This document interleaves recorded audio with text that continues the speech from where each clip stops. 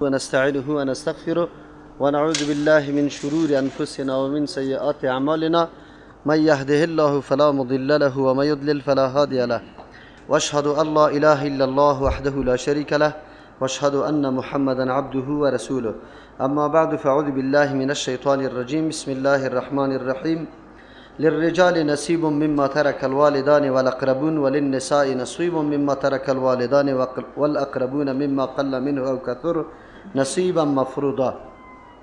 دایات قبلی الله متعال شروع سورت نساء را کی کرده دفع ظلم هاست، خصوصا بالای دو طبقه مظلوم که همیشه مظلوم بودن، یک زنا و دیگه یتیما، کسایی که بی سرپرست هستند. الله متعال صورت های ظلم که در زمان جاهلیت در هر جا جاری بود، الله متعال قوانینی را فرستاد که توسط از او دروازه ظلم بالای دو طبقه مظلوم بسته شد. از امو خاطر صورت نساء مکمل در ابتدا دفع نمیز مظالم میکنه و هدایات خیلی زرین برای مسلمانان پیش میکنه در حق امی دو طایفه مظلوم. علتش است که انسانیت پیدا شده از امی دو. ما و شما اگر خود پدر هستیم، اگر بچه هستیم، خاص پدر و مادر پیدا شدیم، بدون مادر پیدا نشدیم. مثل که به پدر ضرورت است به مادر ضرورت است و یکی در اصل وجود خود ما یکی هستیم. چرا؟ آدم علیه السلام از وجود خودش حوا علیه السلام پیدا شده و یک عضو است. از او خاطر اگر سر یک عضو بدن ظلم میشه، در حقیقت ظلم بالای کل بدن است. ایره نادیده گرفتن و ایره حقیر دانستن منافات با قانون عدالت داره.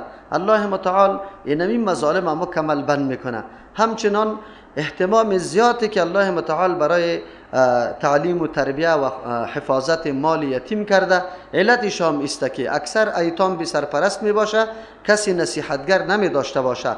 در بین منطقه یتیم وقت اینمی قسم سرپرست درست نداشته باشه، یکی از جمله سرچشمه فساد جور میشه. تمامی بدبختی ها در منطقه از دست یتیم سرزد میشه. نظام مقدس اسلام توجه تمام مردم، خصوصا سرپرستا و کسایی که وکیل و وصی است، توجه از واره طرف تربیه از واره برمیگردانه. حتی حفاظت مالشانه که مالشان هم هدر نرود. چرا که مال هم یکی از جمله پایه های معیشت انسانی است. این چیزی نیست که ارزش نداشته باشه. مال خیلی اهمیت داره، حفاظت مال هم کرده شود. در اینجا یک قسم ظلم دیگری که در حق اردو طایفه میشد، الله متعال او ظلم هم دفع میکنه. او ظلم در میراث بود. در زمان جاهلیت در جامعه عرب میراث به کسی داده میشد که او جنگ کرده بتانه، سری اسب سوار شده بتانه. چرا؟ علتش ای بوده که در او جامعه و معاشره به جز از قتل و قتال دیگه هیچ چیزی دیده نمیشد. تمام عمر در جنگ و در زورگویی تیر میشد. از همون خاطر کسی اهمیت داشت که او سری اسب سوار شده بتانه، مقابله با دشمن بتانه، اونمو اهمیت داشت. از همون خاطر میراث تنها برای کسانی داده میشد که وا جنگ کرده میتونست. نه اطفال صغیری که در سن بلوغ نرسیده بود وارم چیزی میراث نمیدادن. و همچنان زن خو مطلقاً از میراث محروم کرده بود. بلکه زنا را خو نه تنها که مال برشان بده، جانشان هم من حیث مال میراث برای خود قرار داده بودن. اگر دلشان میشد اونا به نکاح اجازه میدادن، اگر نمیشد نه. الله متعال با آمدن دین مقدس اسلام این دروازه های ظلم بسته کرد و برای زنا نه تنها که جانشان حیثیت داشته باشه، مقام داشته باشه، بلکه مال هم برای ازوا داده شود و حصه ازوا نادیده گرفته نشود. از او خاطر الله متعال اردو طایفه را بیان میکنه. هم برای مردا حصه است مقرر از جانب الله و هم برای زنا حصه مقرر است. یعنی اردو رعایت میشه. اینطور شده نمیتونه که برای مردا داده شود و برای زنا داده نشود. للرجال نصیب، برای مردا خرد باشه یا کلان باشه، بالغ باشه یا نابالغ باشه، نصیب حصص مما از او مالی که ترک الوالدان گذاشته پدر و مادر، والاقربون دیگه اقارب و رشته دارا. هر کس که خیلی نزدیک است که وفات میکنه مال از او باقی میمانه، ای برای رشته دار قریبش میرسه. از یک طرف الله متعال قانون وراثت در اینجا بیان میکنه و اصول قانون وراثت هم در این اشاره میکنه. اصول قانون وراثت است از دو ناحیه همیشه میراث توزیع و تقسیم میشه.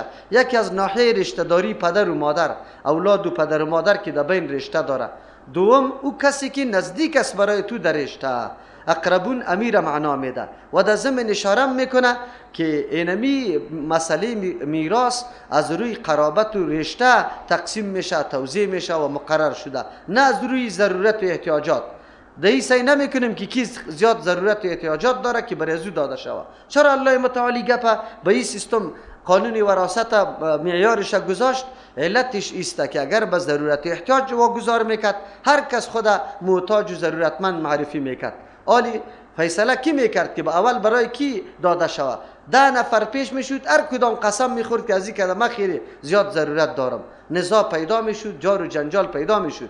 الله متعال این نزاع را حل کرد و آسان گپ که هر کس به میت قریب است، یعنی رشتهش خیلی قریب است، اونمو میراث هم میبره. وجهش ایسته که تاوانش هم سر همی قریب است. اگر امو آدم مفلس شود، چیزی نداشته باشه، یک روز سختی و تکلیف سرش میآید یا قتل خطا و گپا میکنه، تاوانش هم سری اینمی اقربا و نزدیکاست، پس میراث هم امیا میبره. در اینجا امو دو سبب برای میراث بردن قرآن بر ما بیان کرد که یکی مسئله نسب و رشته است، دیگه هر کس که دمی نسب برات خیلی قریب است. خیلی قریب بخاطر اقرب خیلی قریب میگه، به خاطر قانون گذاشته شد که خیلی قریب باشه. انسانیت به طور مجموعی کلی ما شریک هستیم، اولاد آدم علیه السلام هستیم. حالی به رشته دارای دور اگر توزیع شروع شود، نخواد که کسی پوره بتانه. از او خاطر است که اقرب اول داده میشه، بعد از اگر چیزی باقی مان به ابعد میرسه، اگر نمان نمیرسه.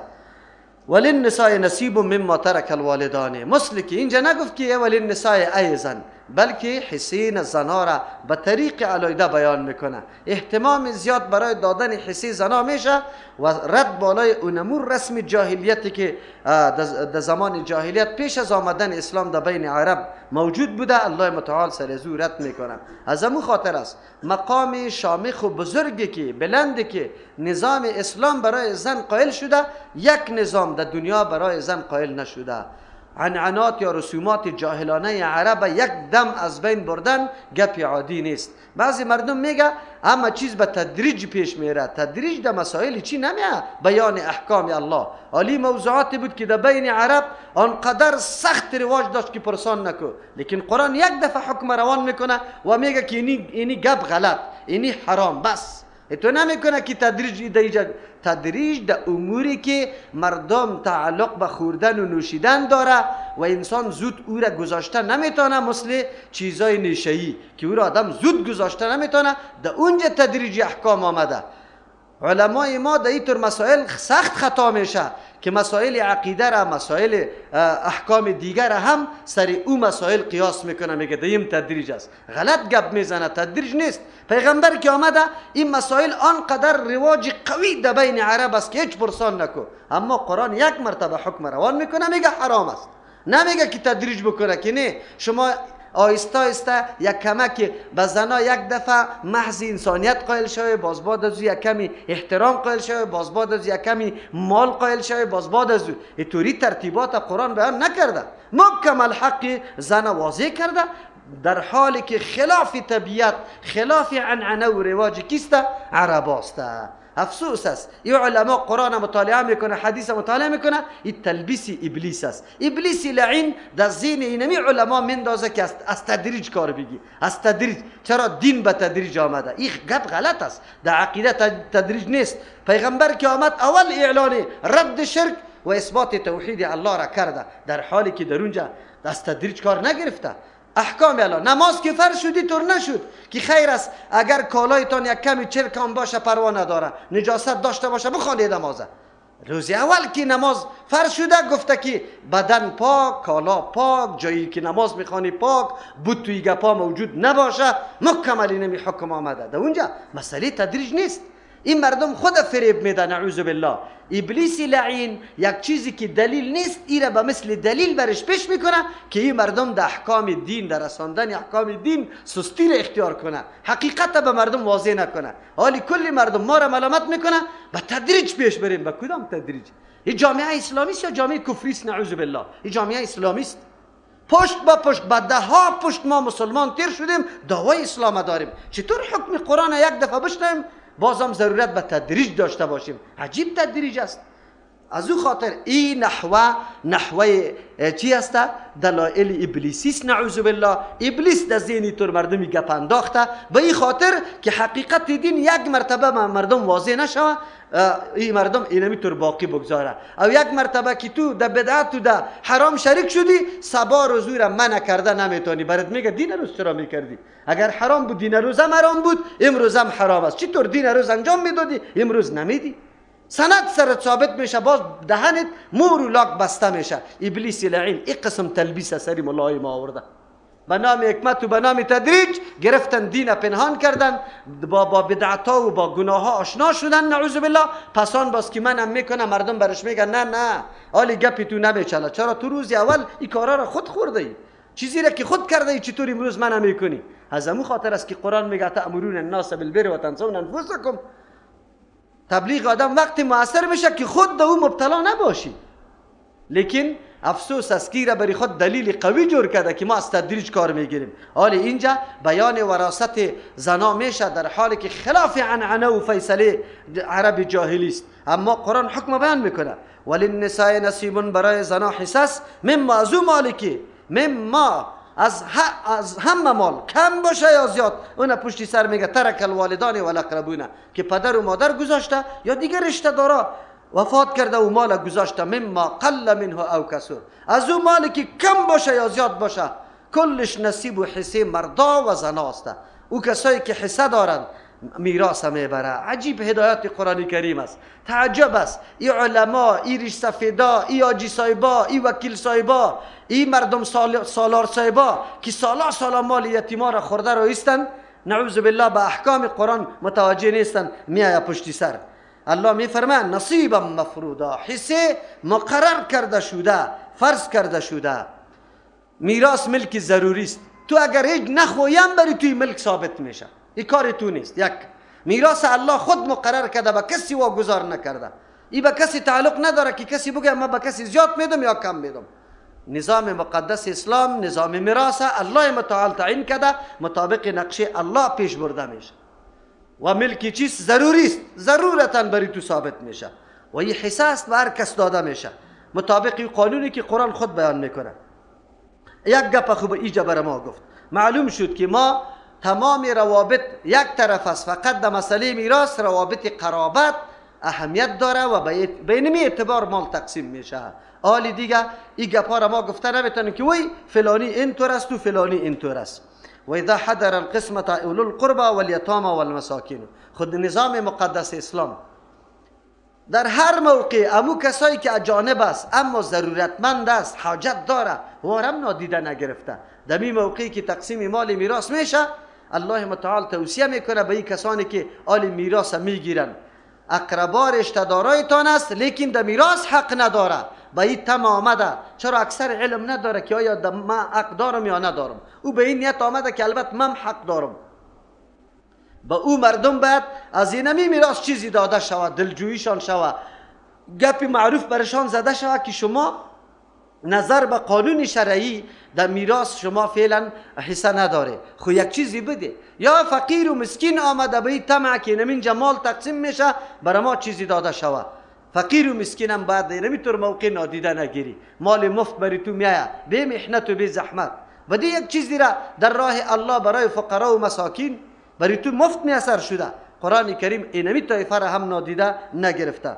و اذا حضر القسمت اولو القربا، آلی امو ورثه که کمزور است نمیتوانست حق خود بگیره، او را الله دروازه ظلمش بند میکنه. و اذا حضر القسمت، وقتی که تقسیم میراث حاضر شدن اولو القربا صاحبان رشته، نزدیکاست رشته داره، والیتاما یتیما آمدن، والمساکین و مسکینا فرزقوهم، بخورانت منها از نبی مال میراث بری از یا. چرا وا به می طمع آمده. و قولوا لهم، آلی اگر یا میراث بردن نمیتونه بسیار به کلمات مؤدبانه مهربانه و مشفقانه برش بگوی. و قولوا لهم، بگوی بر از یا قولا معروفا، سخن معروفه، یعنی او سخنی که سببی اذیت و آزار قلب از یا نشوه. این دو صورت داره. یک صورت است که یک آدم خبر میشه که میراث فلانی تقسیم میشه، آمدن و اینجا تقسیم نمیشد، حالی این را نگه چی چشمیتان در مال ما دوخته بان که اینطور گپ است. نه، واره گپی خوب بزن که ما تعالی را همین تمامی کسایی که شریک است در میراث حاضر نشده انشالله، هر روز که حاضر شد تقسیم میشد شما را انشالله حصہ میدیم. بعد دورت نگویه. یک صورت قول معروف است. دوم صورت قول معروف است که نه در وقت تقسیم یک چیزی که برش داده میشه و اینطور فکر میکنه که برای ما چیزی کم داد، شما برش میگه که حسی توی جا نیست، ما ای را که میدیم اموتور احساناً برای شما میدیم، وگرنه در ضابطه میراث شما داخل نیستی. خوارزاده آمده در مجلس نشسته در حالی که اولاد مرده تر وجود دارد. زمانی که اولاد مرده باشه با هیچ کسی دیگری مالش نمیرسه غیر از پدر و مادرش، دیگه آلی برای از چی میگی خوارزاده را؟ و هم اینطور فکر کرده که ما البته در اینجا چی حصه داریم، تو برش میگی در نظر به قانونی که شریعت مقرر کرده به توزیع میراث تو حصه نداری، خو یک چیزی برش بخورانه. در این مورد بعضی علما مفسرین چی کرده؟ مفسرین نظر داره که این آیت منسوخ نیست، بلکه حق این مسئله در مورد کسانی هستند که در میراث حق نداره ولی در وقت تقسیم ترکه حاضر میشن. دیگه الله متعال توصیه کرد که اینی طور مردم هم از این مال میراث چیزی را برش بده و بسیار به دلجویی و بسیار مهربانی قطعش سخن بگه که شما حق نداره. پس آیت منسوخ نیست، در حق او کسانی هستند که حق میراث نداره ولی قریب و نزدیک است، رشته دار است. دوم قول از مفسرین نیست که آیت منسوخ شده، در ابتدای اسلام همینطور بوده، هر کس حاضر میشد حصه برش داده میشد، اما زمانی که حصه میراثخورا تعیین شد این آیت منسوخ شده، آلی تنها برای میراثخورا داده میشه و دیگه کس داده نمیشه. سوم قول است که این در حق او ورثه است که در میراث حق نداره لیکن در وقت قرب موت همینجا حاضر هستند.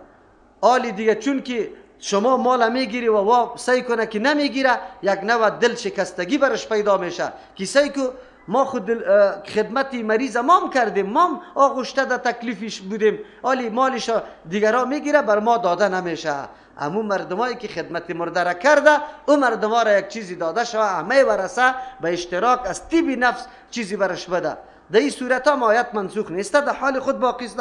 چهارم قول علما میگوید که مراد اینجا امو مسکینا و حاجتمند است که و در وقت تقسیم میراث حاضر میشن و چون که و همیشه از هر کس مال طلب میکنه، امی توزیعگرای میراث باید او را تهدید نکنه، سرزنش نکنه که چی میکنه آمده در مال مرده ما نشسته است تمه داره. نعوذ بالله مثل که امو زاغا واره که مرداری را میبینه و سرش میه، اینطوری گپای سخت برش نزنی و حاجتمند هستن، ضرورت داره و برای شما مال مفت آمده. دیگر سه صورت در سه قول به نزد مفسرین آیت منسوخ نیست، در حال خود باقی است، بلکه انسان حتی در میطور حالت هم دل کسی را آزار و اذیت نده. پس شما ببینید در وقتی که یک مرده مالش تقسیم میشه و تو خیلی دلت هم درد کرده کسی را آزار اذیت نده، دیگه وقت اگه از پیش تو کسی مال طلب میکنه سرزنش نکنیشه، تهدید نکنیشه، به دورت برش نگویی. ولیخشى الذین لو ترکوا، برای تعمیل احکام سابقه که احکام سابقه چه قسم عمل شود، الله متعال ما را ترغیب میده. به چه قسم ترغیب میده؟ این فاماندن است که این را غیر از نظام مقدس اسلام در پیش داره.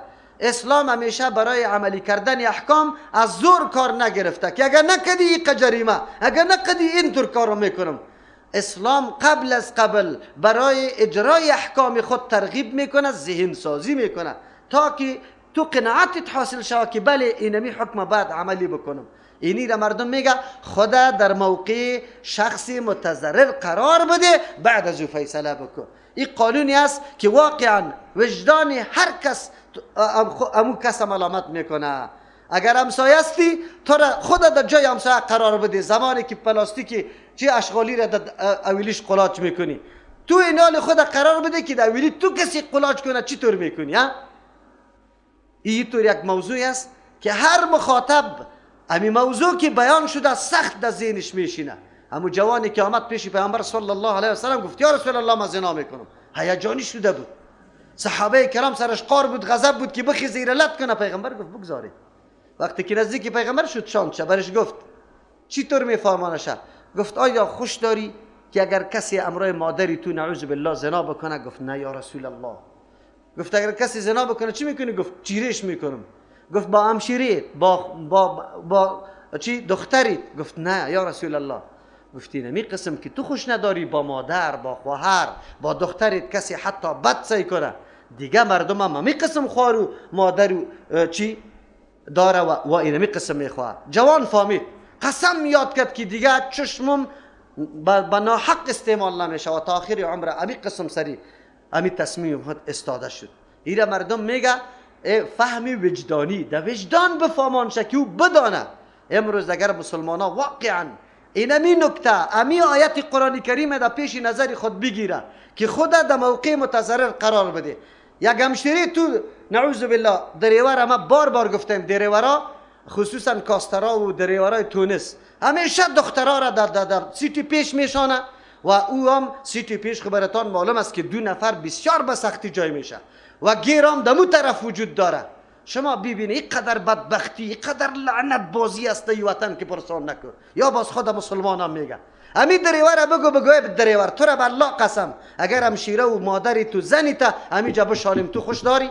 خود قطی چاقو میزنه. امی آدم که کاستر داره وقتی زنای خود انتقال میده، کاستر 50 نفری را برای 2 زنی خود 1 سواری را بالا نمیکنه. امی غیرت برش میاد که من دیگه نفرم بالا نمیکنم، چرا که زنایم است.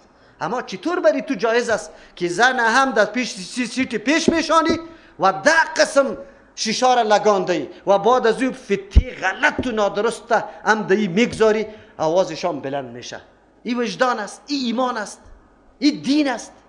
در وطن کار نشده یه ملت باور به الله بکنه، محض به کلمه گفتن کسی مسلمان نمیشه. که لا اله الا الله محمد رسول الله بگه خلاص مسلمان است. کلمه مقتضیات داره، کلمه برای خود درخواست ها داره. درخواست کلمه کدام است؟ ببینید امیالی کدام بی دوسی و بی غیرتی روان است. یک مسلمانی با غیرت نمیخیزه، نمیگه که دریور زن چوکیش پشتی سر است، در پیش روی خود نبیارشه، کلینر محرم است، در بین زن او طرف برو این طرف برو، به محض کرا جمع کردن خود. هیچ گپی نیست. امروز هیچ کس غیرت هم نمیکنه. در تمام مسائل همینطور هستیم.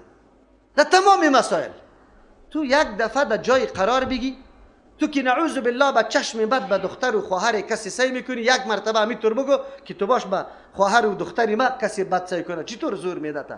قرآن کریم امی درس بر ما میده. اگر یتیم به دستت میاد، اگر زنی مظلوم، اگر حاجتمند در پالویت میاد، چه قسم باید بکنی؟ خودت در جای متضرر قرار بده، باز بعد از او فیصله بکن که چقدر اذیت بری تو میرسه، چقدر آزار برات میرسه. ولیخشى الذین لو ترکوا، بترسن کسانی که اگر بگذارن خودشان من خلفهم از پشت سرشان ذریتا اولادا. کدام رقم اولادا؟ ضعافا که کمزور است، ناتوان است، حقوق خود از کسی گرفتن نمیتونه. همینطور اولادی بیچاره و غریب گذاشته که حق خود از کسی گرفته نمیتونه. از تو اگر همینطور باشه، خافوا علیهم که میترسه بالایشان که کسی در حقش ظلم نکنه، حقوقشان تلف نکنه. میترسن. چقدر غمگین میشی که اولادای تو باقی مانده باشه و حق حقوق خود گرفته نمیتونه و یک کسی پیدا شوه حق حقوق خود از یارم نعوذ بالله به ظلم بگیره. چقدر زور میده تا، چقدر به غصه میشی اگر دمی و موقع قوت برات حاصل شوه، با جز از مرگ و قتل دیگه کار نمیکنی. اولادی مردم که در دست تو آمده چطور است؟ الله اکبر. یک درس است. قرآن کریم با این آیت کلگی ما را متوجه کرد. اولاد خود در جای پدر و مادر قرار بده. خود در جای پدر و مادر قرار بده. پدر و مادر خود در جای اولاد قرار بده. مقتدیا در جای امام خود قرار بده، امام در جای مقتدیا، شاگرد در جای معلم، معلم در جای شاگردا. هر کس همینطور قرار بده. نزاع حل است. چطور اولاد نافرمانی پدر و مادر را بکنه؟ چطور بکنه؟ وقتی که خود پدر و مادر قرار بدی که شب و روزت به محنت و زحمت و عرق ریزی است، لقمه را جمع کرده در دان اولاد داده رایستی که یا گشنه نمانه. خدا گشنه نگاه کردی، خو بودی، رنج اولاد رنج تو بود، مریضیش مریضی تو بود. همین سختی ها را تیر کرده. آیا اگر تو قرار داشته باشی در مقابل پدر و مادر بی احترامی میکنی؟ 40 سال تو را نوازش داد. امی مادر مانده نباشی برات بیاد خدمت تا کرد، دست آوی دست برات پرتاف، نان آماده کرد. اما در سن 50 سالگی که بیچارگک بیرسه و آلی از کار نمیشه، یک زنی دپالیت میگه که این چی رقم مادری است، والا خب مادر نیست، اینی قدر میپوندی به یک سخن زنت. تو 40 سال خدمت مادر در نظر گرفته یا نگرفته؟ خدمت پدر در نظر گرفته یا نگرفته؟ تو خود قرار بده یک دفعه که حالات برات معلوم شوه. او پدر و مادری تو که تو را نگذاشته درس در قرآن در مسجد، امروز چوپان واری به هیچ چیز خبر نداری یا گوی نداری. خدا قرار بده عالم اینقدر زحمت سر اولاد خود بکش که پرسان نکو. چرا؟ درد بی سوادی یا بی علمی سری تو تیر شده، تو باید پند بگیری. خدا قرار بده آیت قرآن تو را اینمی قسم آشنا می سازه، اینمی قسم میفهمانته. سر تیر شده، چرا سر اولادت کوشش نمی کنی؟ بیا استاز اگر اولادای تو را روان کنم و مولای امام و اولادای تو را در پیش یک معلم و مولای امام روان بکنم و او همو تو روز تیر کنه، لفظر آب یا پیشبو پس بدوه، 3 ماه زمستان تیر شوه، حرفا 28 حرف نشناسه، چقدر زور میده تا؟ نان مکلف هم نوبت داده ای، معاش هم برش داده ای، لیکن اولادیت لفظر آب یا پیشبو را یاد نگرفته. چقدر زور داره؟ مولا صاحب چطور میکنی اولادی مردم؟ همینطور تیر میکنی؟ مولا صاحب تو خود در جای مقتدی قرار بده که هیچ چیز نمیفهمی و یک نماز خواندن، یک دعایی که در نماز آدم اضافه میخونه چقدر فضیلت داره و چه قسم است. اگر تو را مولا امام نشان نده دلت دکه خواندن میه، نقصانت میشه.